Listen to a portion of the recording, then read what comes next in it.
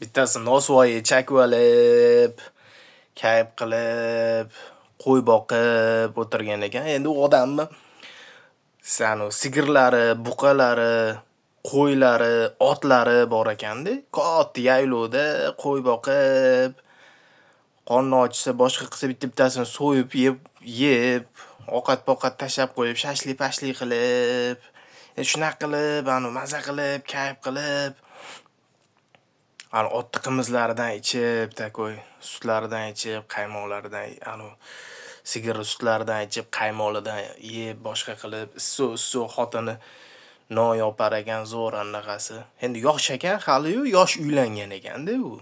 Yoshlikda uylanib olgan ekan. Bu yoqda xotini, bu yoqda anaqasi chiqib, katta yaylovda, toza havoda nosvoyi chakib, mamma qilib, kayf qilib o'tirgan ekan. Bitta og'aynisi kelibdi. Og'aynisi ham qanaqa endi?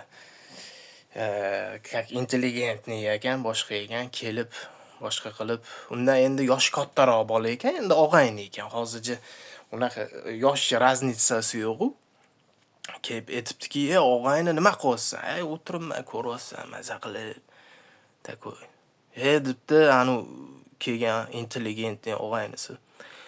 Men qara debdi, nima o'tirish bu debdi. Nima hayot bu endi debdi.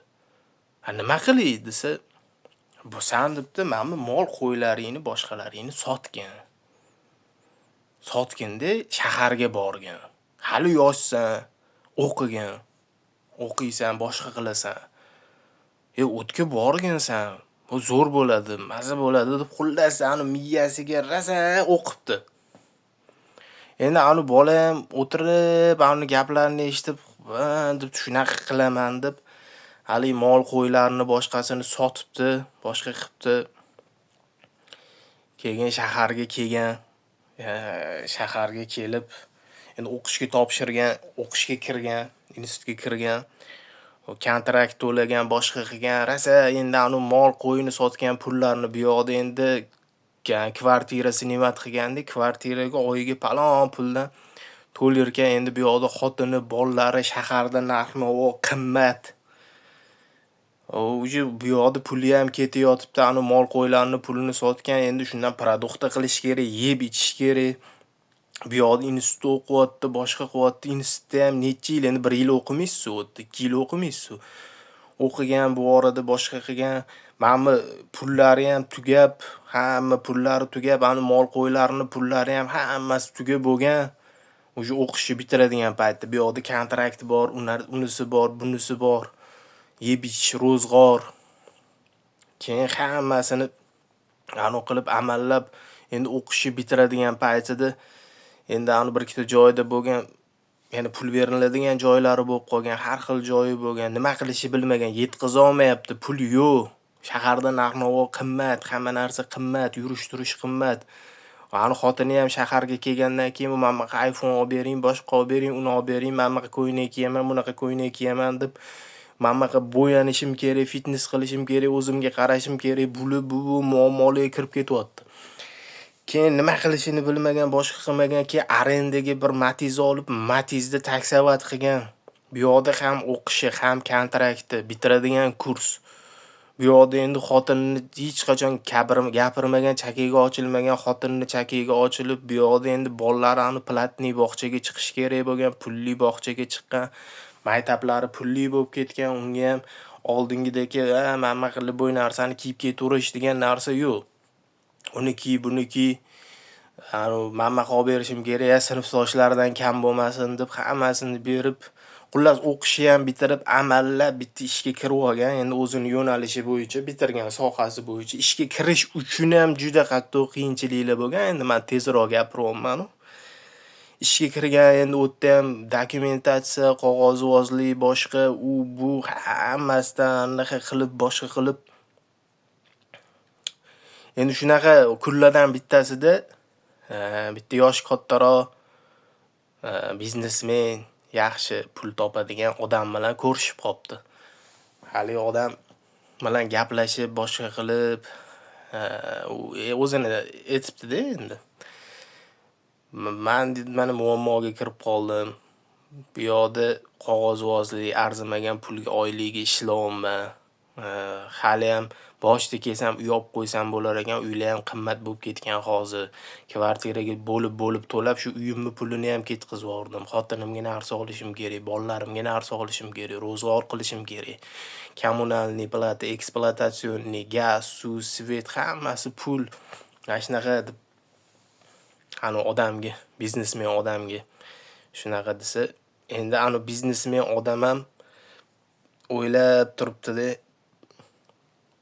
Endi u biznesmen odam ham ko'p ko'rgan, ancha-muncha ish qilib qo'ygan odam ekanda. Aytibdiki, men ham noldan chiqqanman, noldan boshlaganman shu ishlarni hammasini. Men bir joyida bunaqa bo'ladi. Sen hozir bunaqa qilgin. Pulingni mana qilgin-da, men naborot qilgin. Birinchi bu bankdan olgan kredit qarzlaringni yopgin. Endi u banklardan ham qarz bo'lib ketibdi-da, endi shaharda yashagandan keyin. O'shalarni yopgin, men bilan qilgin, to'g'rilagin.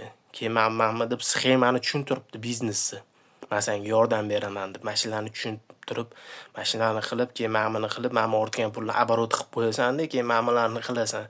Keyin hammasini qilib bo'lganingdan keyin mana hammasini yopib, keyin pul kelib turishni boshlagandan keyin, undan keyin 20 ta 30 ta qo'y olib, bir 10-15 ta sigir, bir 10 ta 15 ta otni olib tashab qo'yasan-da. Keyin dalaga chiqib, yaylovga chiqib, nos chakib, kayf qilib o'tirasan, hammasidan qutulasan. Debdi-da hali odam, biznesmen odam. Undan keyin kayf qilasan, maza qilasan. Desa, endi bilasizlar, uni boshiga dang urilganda. Men boshida debdi, endi intelligentni og'aynisini rasa so'kibdi-da. Shuncha muammo, shuncha problema kerakmidi menga. Bu endi biznesmen odamga yeta olmagani o'ziga o'zi aytgan. Meni shundoq ham bir nechta molim, nechta qo'yim, nechta otim, sigirim, buqalarim bor edi. Yaxshi hayotim bor edi. Maza qilib, qo'y boqib, nos chakib, kayf qilib yuruvdim. Shuncha problema kerakmidi menga degan ekanda. Ya'ni shuncha ish qilishim kerak ekan, o'sha meni o'zimni boshidagi darajamga yetib olishimga. O'zi o'sha darajamni o'zi meni zo'r daraja ekan. Har kuni go'sht yerdim, ovqat yerdim, sut ichardim, issiq yopgan nonlarni xotinim tandirda yopib berardi. Sut ichardim, qaymoq yerdim, maza qilib yuruvdim. Deb kelgan uribdi-da. Men endi bu gapim bilan nima demoqchiman? O'qish kerak emas, yoki davlat ishida ishlash kerak emas, boshqalar qilish kerak emas, orzu havas qilish kerak emas demoqchi emasman bu gapim bilan. Prostachi hamma odam har xil kayf qiladi-da. Hamma odam har xil kayf qiladi. Misol uchun, mana ishda misol bir xil kirakashlar bor-da, taksistlar bor. Taksistlikdan boshqasini qila olmaydi-da. Uni olib borib ustolga o'tkazib qo'ysangiz ham, undan ko'ra meni mashinam yaxshi deydi. Har bitta odamning nimagadir qobiliyati bor. Kimdir misol uchun baquvvat bo'ladi, boshqa qiladi-da. Misol qog'ozvozlik boshqa unaqa narsalarga yoki gapga yo'q bo'ladi, boshqasi yo'q bo'ladi, yo bir biznesmenroq, boyroq odam qo'lida telek bo'lib ishlaydi. Misol, u o'sha uchun qobiliyati bor.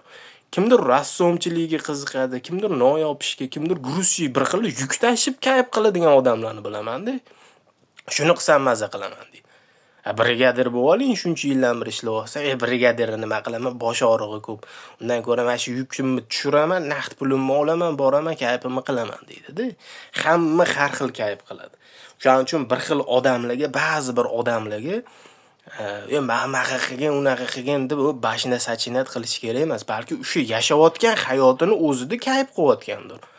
Balki u ishlar unga to'g'ri kelmas. To'g'rimi? Mana o'zingizga yozib qo'ylaringlar, mana kimnidir o'ziga yoqqan ishi bo'ladi-da.